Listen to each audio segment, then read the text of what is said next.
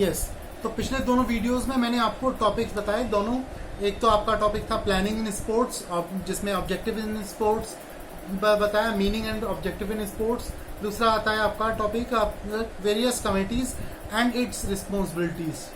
तो जो जो कमिटीज हैं उसकी जो रिस्पॉन्सिबिलिटीज है वो मैंने आपको बताई, एक्सप्लेन किया, और कैसे आपको लिखना है ये आपको मैंने बताया। इसके बाद आपके 2 पॉइंट्स और वो रहते हैं इसमें रिवाइज करने के लिए। एक आता है टाइप्स ऑफ टूर्नामेंट, कौन कौन से टाइप्स ऑफ टूर्नामेंट है, league, knockout, challenging tournaments. Okay, तो ये सारी चीजें, कॉम्बिनेशन टूर्नामेंट, ये आपके नेक्स्ट वीडियोज, नेक्स्ट पीरियड में मैं आपको कंप्लीट करूंगा।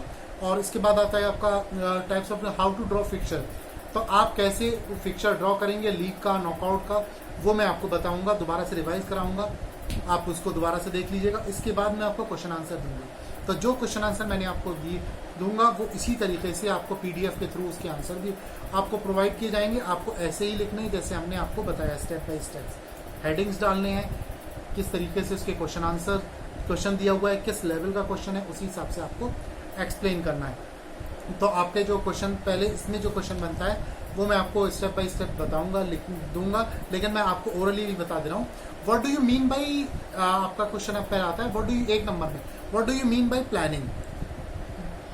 प्लानिंग की मीनिंग क्या है, वो डिफाइन प्लानिंग आपसे एक नंबर में आता है। डिफाइन प्लानिंग जो आता है what do you mean by planning, right the concept of planning. इसका मतलब यही होता है कि आपसे पूछ रहे हैं कि ये क्या चीज है, प्लानिंग क्या चीज है।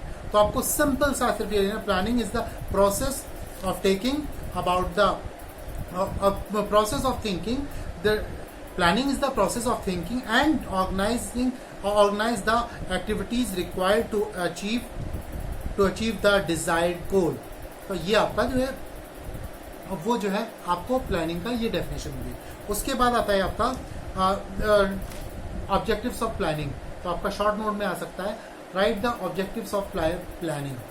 ठीक है, सिर्फ इतना लिखा हुआ है शॉर्ट नोट में। तो अब आप इसको सिर्फ लिखकर उसको हर हेडिंग को, जो मैंने हेडिंग बताए आपको वो आप लिखेंगे। उसके 7 हेडिंग है, उसमें आपको जो है मुश्किल से 5 भी लिख दें तो भी आपका शॉर्ट नोट में चल जाएगा। और उस हर हेडिंग को डालने के बाद आपको उसके बारे में 2-2, 4-4 लाइन में एक्सप्लेन भी करना है।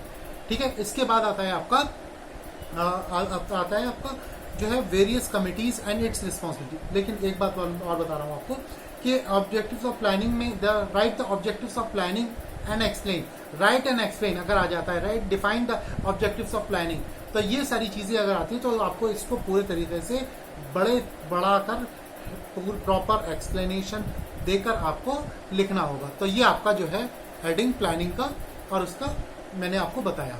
इसके बाद आता है various committees and it's responsibilities. कौन कौन सी कमिटीज हैं, ये हमेशा जो है लॉन्ग क्वेश्चंस में ही आएगा आपसे।